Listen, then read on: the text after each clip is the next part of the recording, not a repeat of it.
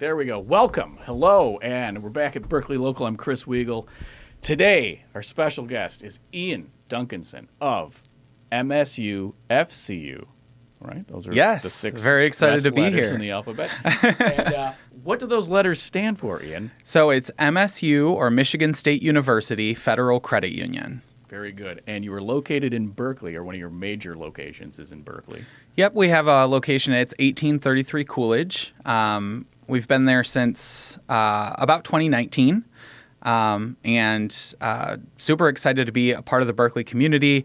I actually grew up in Rochester, and I'm right now live in Madison Heights, and so I'm very familiar with this whole area and super excited that we're a part of this community as well. So give me an overview of the credit union. When did it begin? What are the details of it?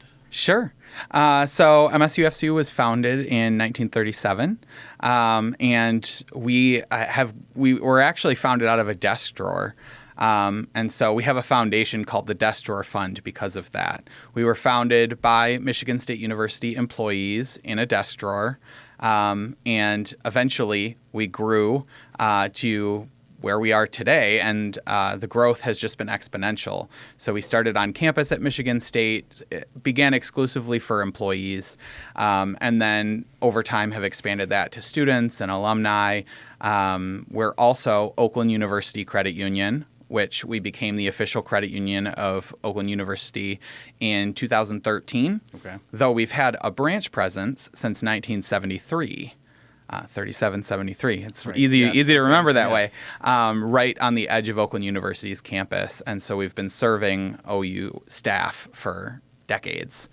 Hang on a second. So you said you have a desk drawer fund. Yes. What is that? What's the purpose of that? What does it do? I mean, obviously, it's in honor of the founding of the organization. Yeah. But what does it do? What do you guys do? So it's a foundation that supports the MSUFCU and OU credit union communities. There's 5 philanthropic pillars that the foundation supports. It includes fostering entrepreneurialism, stable housing, arts and culture, financial education, and youth development. And is there somewhere in like the lobby of one of your branches the actual desk preserved from the 30s? Or is there a drawer somewhere? You know, I wish that we did still have that, but the logo for the Desk Drawer Fund was created to look like a desk drawer fund, or like a desk drawer. And it's also two overlapping D's that form the desk drawer, and it also kind of looks like a dollar. So it's kind of interesting.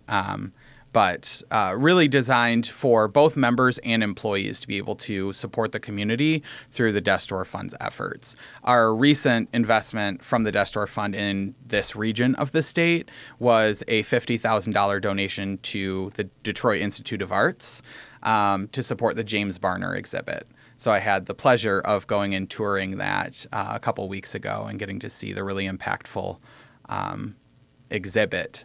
So is there like an annual, you guys pick a charity every year or every couple of years that the foundation makes a gift to, or is it maybe it's not as regular as that? Sure. Okay. So the Desk Drawer Fund actually does a quarterly grant cycle. Okay. And so if you go to deskdrawerfund.org, you can see when they're accepting applications. I believe we have another grant cycle opening in July, and so organizations can apply for grants that fit within one of those 5 philanthropic pillars, provide their supporting documentation, and then recipients are selected based on that. And really cool, the Desk Drawer Fund also has a raffle that we do, a member raffle. Okay. So you have to be a member of the credit union in order to purchase tickets, and they can be purchased at our branch location. So you do have to go into a branch to purchase the tickets, but it raises our goal is to always raise about $60,000 per cycle, and $20,000 of that goes to the winner of the member raffle. And so they're guaranteed at least $5,000 and then 50% of the funds up to that $20,000 mark. Very good. Well, it sounds a bit different. Like, a traditional bank generally doesn't have any sort of activity where they're giving away money to organizations or members, and they're not even members, they're customers. So, quickly, if somebody doesn't know what a credit union is versus a traditional bank, do you have any insight into that? Yeah, absolutely. And just on that note, so the desk drawer fund is only one category of our giving. So we can talk a little bit more later about some of the corporate philanthropy that we do by the organization as a whole. But so credit unions are cooperatives. So they exist. You are a member of the credit union, not a customer like you are at a bank. I often think of banks are just like a retail store. Yes, they hold your money and they provide services that you need, but you're basically buying products and services, paying money for them, and then their goal is to make as much profit off of you to then pay their shareholders, especially larger banks that are, publicly traded and so forth. Shareholders are the primary beneficiary of correct of the profits. Yeah. And so usually banks don't pay a lot of money on dividends. If you look at, they call it interest. Credit unions call it dividends. Okay. If you look at the interest rates that banks are paying on their certificates of deposit, they're very low. Sometimes they have promotional ones, but though even some of those, you got to have at least $10,000 or $50,000 to put into them, and that's inaccessible for the average person, depending on what your liquidity needs are for your money. So, like the CDs that would be offered at your credit union would have much lower minimums or no minimums or things like that? So at the credit union, we actually call them certificates. Right. So they are a slightly different product. Okay. And certificates require generally a minimum balance of only $500. We do have a 1-year add-on certificate that is really popular. Right now, it has our highest dividend rate of all of our terms. And you can start it with only $50 and add money to it over the course of the year. But the other certificates, typically $500 would be the minimum. And then you can choose, whatever terms that you want. And so I was surprised when I looked at like some of the CDs that Chase offers are offering 0.03% for 5 years of putting your money away. And at MSUFCU right now, our rates are somewhere in the 3 to 4% mark. And so drastically different if you're looking for somewhere to put your money that's going to earn something even close to inflation at this like point. a real different focus on service towards members and people at the credit union. Because we're a cooperative, the loans that are issued, those are members' money. So members deposit their money. The credit union is able to loan that to other members who pay it back with interest. And then we're able to return that interest to you in the form of dividends on the money that you're keeping at the credit union. And then a lot of times people make the assumption that, you're not a profit, so you don't need to earn any money. Well, we do still have to pay for operations. Okay. And then we reinvest the profits that we earn in the form of our corporate philanthropy that we're reinvesting in the credit union by maintaining our safety and security. And a big piece right now is fintech or financial technology. And so we have a credit union service organization called a CUSO. It's called Reseda Group. And they have invested in a number of different financial technology companies that provide easier access to members, greater safety and soundness, things that allow, services such as round-up saving, where you make transactions with your debit card and it rounds up the difference to add to your savings. Another big one that I use all the time is a fintech called Keno.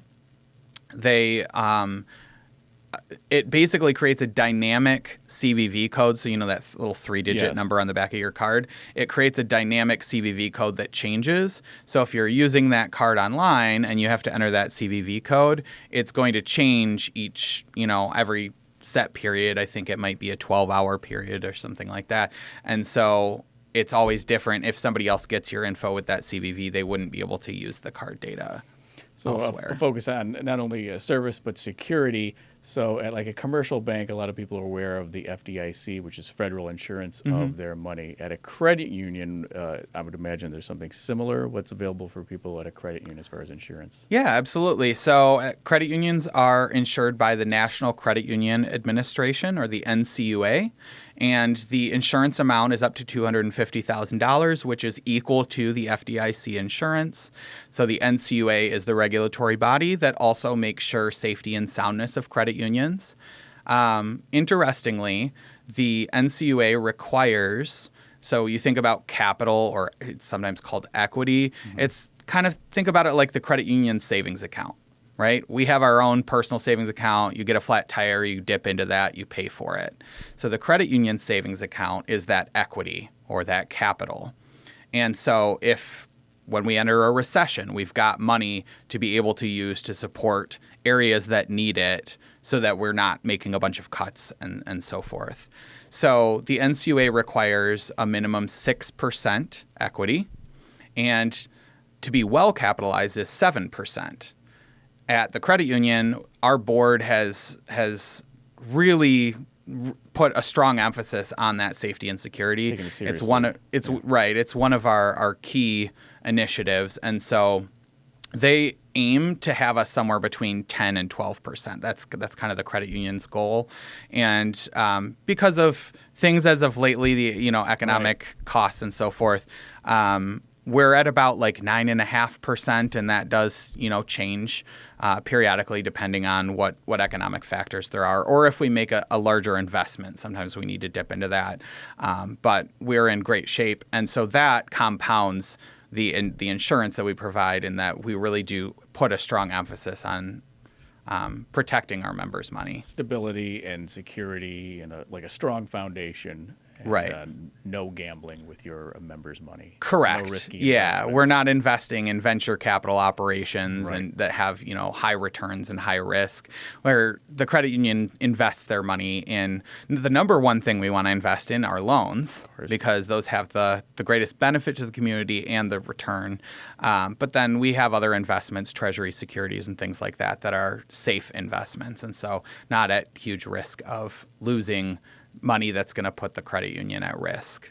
So you mentioned in all of this, I heard the phrase co-op, and it sounds like your credit union is part of the co-op network of ATMs in Metro Detroit. Is that Yeah. okay. Yep. So credit unions are a cooperative in and of themselves, and then credit unions also have a tendency to want to work together. We may compete for members, but we're not enemies. We're working on this for the benefit of our communities and our members and our employees, which actually, our new logo that has the three little lines, those three lines right there yes, on the left. Yes. those three lines stand for our members, our employees, and the community. The three pillars that are really important for us to care about all of those pieces and not just one. That's an extremely efficient use of graphic design to communicate that complex idea. Yeah. Congratulations. But back to the co-op network. Yes. So there's a number of different networks. Some credit unions use different ones, but the largest and the one that we participate in is the co-op network. Okay. And the co-op network provides access to what are called shared branches.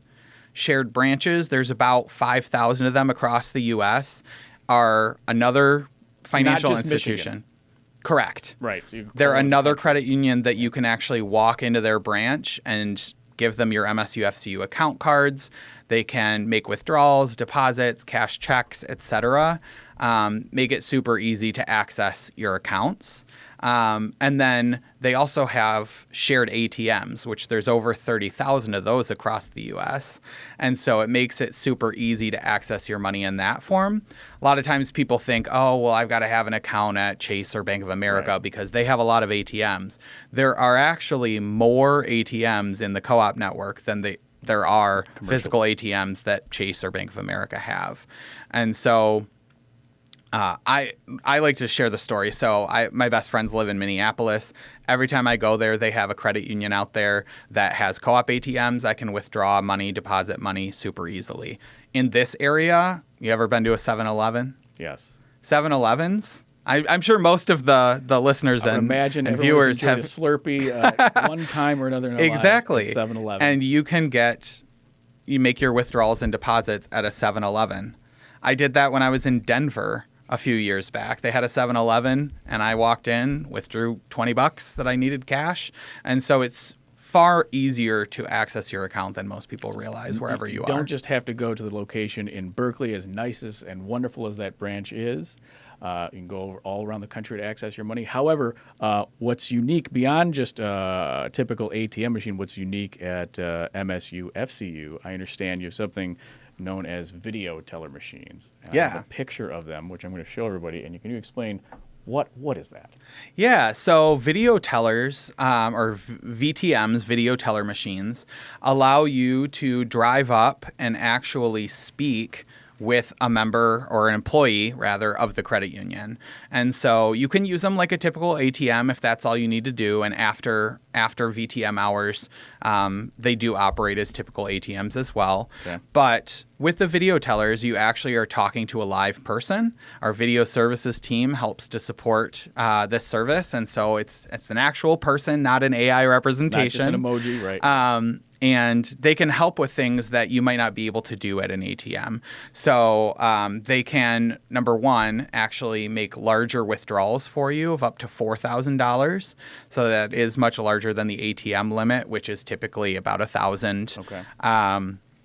And then they can also give you denominations that ATMs can't give you. So typical ATM would give you access to 20s, sometimes 10s. And so at a VTM, you actually have access to 50s, 20s, 5s, and 1s, and even coins. So I'm assuming there was a request at some point for this. Why would somebody want coins from an ATM? So if you think about if somebody gets a check that they want to cash and there's some change, we can provide that, 37 cents of the check and just give them the full amount of their check. Other times, maybe they have a bill that they want to pay in cash that they might need some coins for. Or sometimes you get to a situation where you need to withdraw everything from your savings account because there's something urgent that you need to do. And so having coins, you just withdraw whatever's available in the savings. So the regular ATM not possible, but with the video ATMs, now you have this option. Absolutely. And where can we find the video ATM units?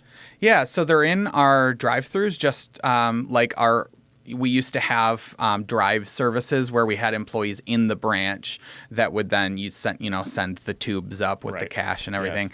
Yes. So those have been converted to these VTMs to give the branch employees a greater focus on those who go into the branch, which members using the VTMs are also always welcome to do if there's something more complex and they want to step inside. But they're a great way for people to access a number of services without having to step inside as well. They are also open for extended hours. So our typical branch hours are going to be 9 a.m. until 5:30 Monday through Thursday, and then 9 a.m. to 6 p.m. on Fridays. And then on Saturdays, we're open 9 to 1. Okay.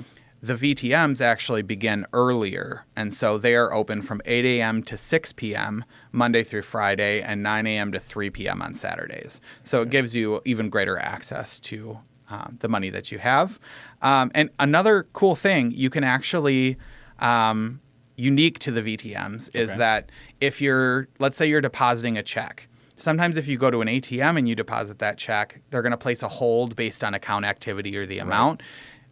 Going through a VTM, they can evaluate that hold and release it immediately for you. So that's a convenience. And then you can even do things like make loan payments at the VTM or learn about other products and services. Our video tellers, many of them are loan officers, and so they can talk you through some different products and services. They won't run an application with you sitting in your car right there. Sure, yeah. You'd have to go inside for that. But and some of those services they might allude to or might introduce you to would be the financial tech investments that the credit union is involved with. You mentioned earlier. It can also be things like you guys do financial education. Yes. What are some of the details of those options and services that the credit union offers? Sure. So we have currently 8 full-time financial educators in the Lansing area and 3 full-time financial educators in Southeast Michigan.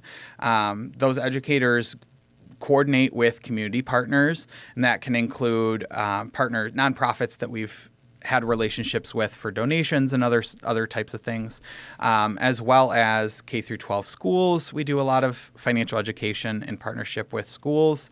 And then additionally, we have different businesses that we form business-to-business relationships with that may ask for financial education presentations for their employees and their staff. And so we like to say that our financial education sessions cover ages 2 through 99. Okay. And so the presentations can be in person, they can be virtual.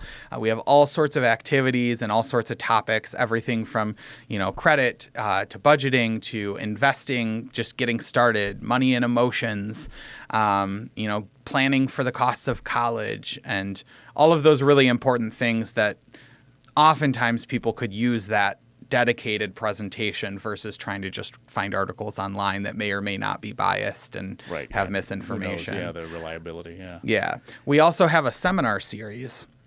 And so our next season of our seminars will begin in September. And so those get into more in-depth topics than our typical financial educators would go into. So for some of those sessions, we bring in different experts, such as lawyers, to talk about estate planning and wills and trusts and that kind of stuff. We do home buyer seminars and things like that in partnership with our mortgage team. And so there's a lot of different opportunities depending on any stage of life. And what's really cool about the seminars is they all get recorded and posted to our YouTube channel.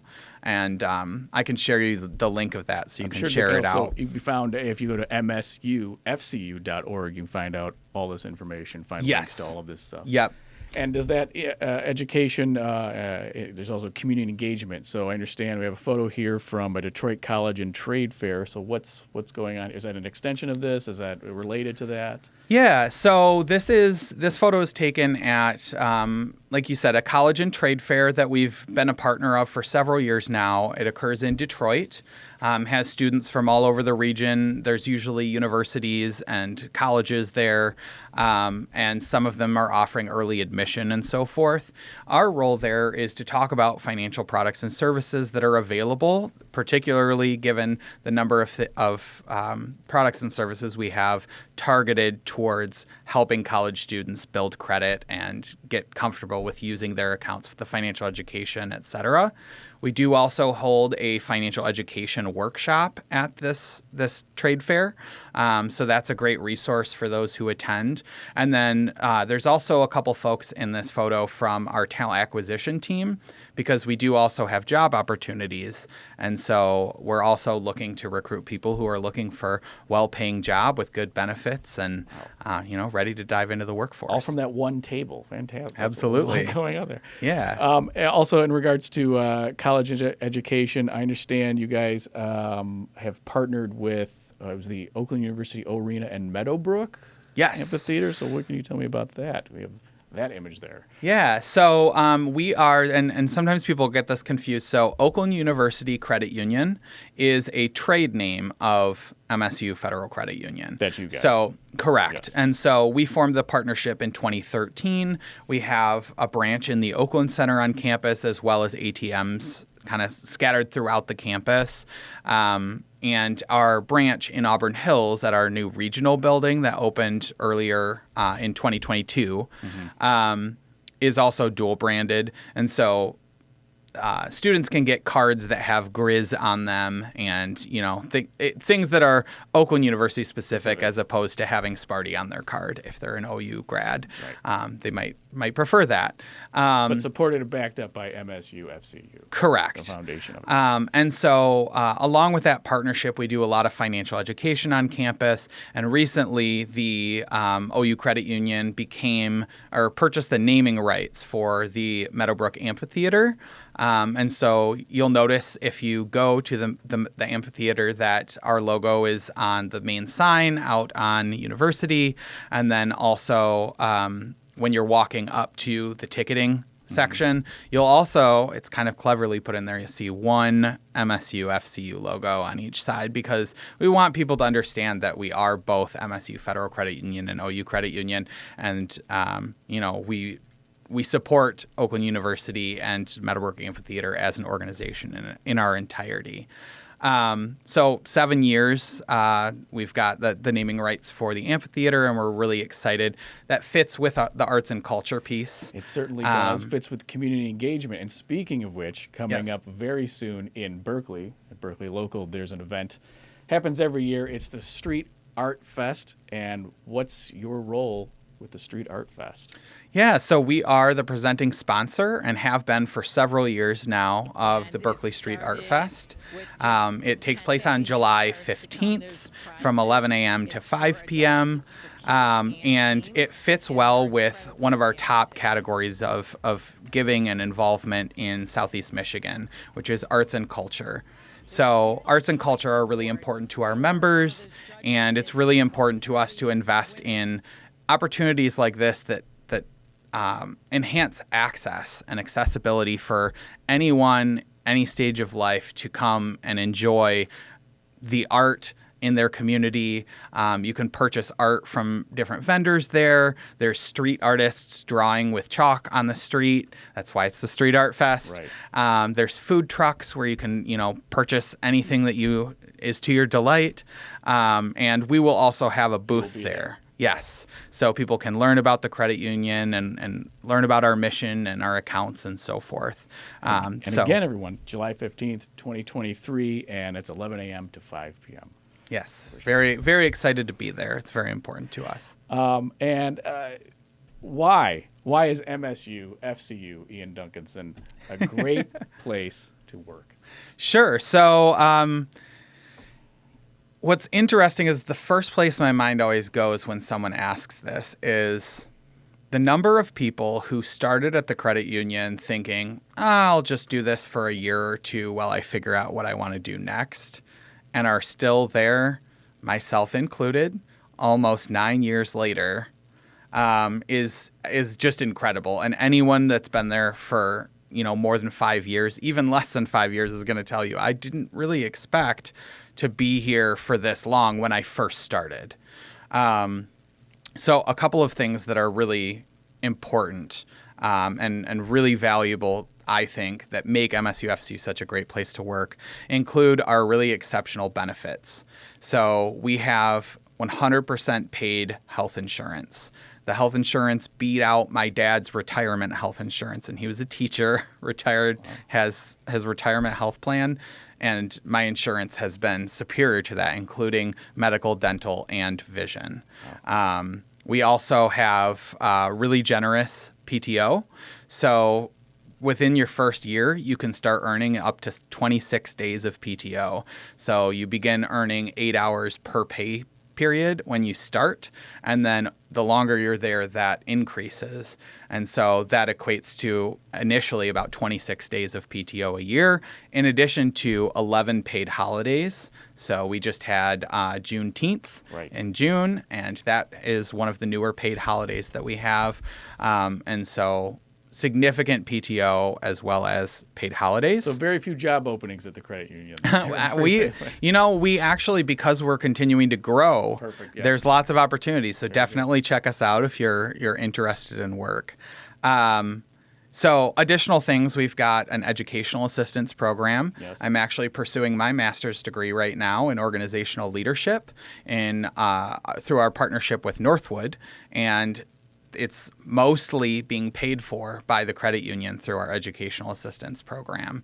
So that makes it also really important. It's the philosophy at the credit union is we don't want to just give you a paycheck for the work you do. We want to help you continue to grow how you want to grow. Another benefit is our 2-to-1 match on our 401k. So we start you off with a minimum 2% contribution regardless of what you do. And then up to an additional 4%, the credit union will match that 4%. So let's say you're putting in 10% of or let's say 5%. You're putting in 5% of your salary into a retirement plan. The credit union is putting in 10%. Wow. And so it's a significant way to quickly prepare for your retirement and an investment on the credit union's part to helping ensure that you get there. And then interestingly, because I know this is a big topic in discussions about employers right now, we have 12 weeks of paid parental leave that is not part of the PTO calculation. So you don't have to use your PTO for parental leave. And that includes adoption and surrogacy. And so and both parents are able to use paid parental leave. It's not limited to one gender. So it's a really great way to acknowledge that employees need to be taken care of, and they will take care of the members if you take care of them. Where can people find out more information? I understand you have your own podcast. Yes. Where can we find out more information? How can we get involved with the credit union? Yeah, so our podcast is a Wallet Watch podcast. You can find it anywhere you look for podcasts. You can learn more about the great things that MSUFCU is doing by going to msufcu.org. And if you want to learn about our community impact, go to resources and community impact. See a lot of our community engagement efforts and donations, sponsorships, volunteering, and all of that great work.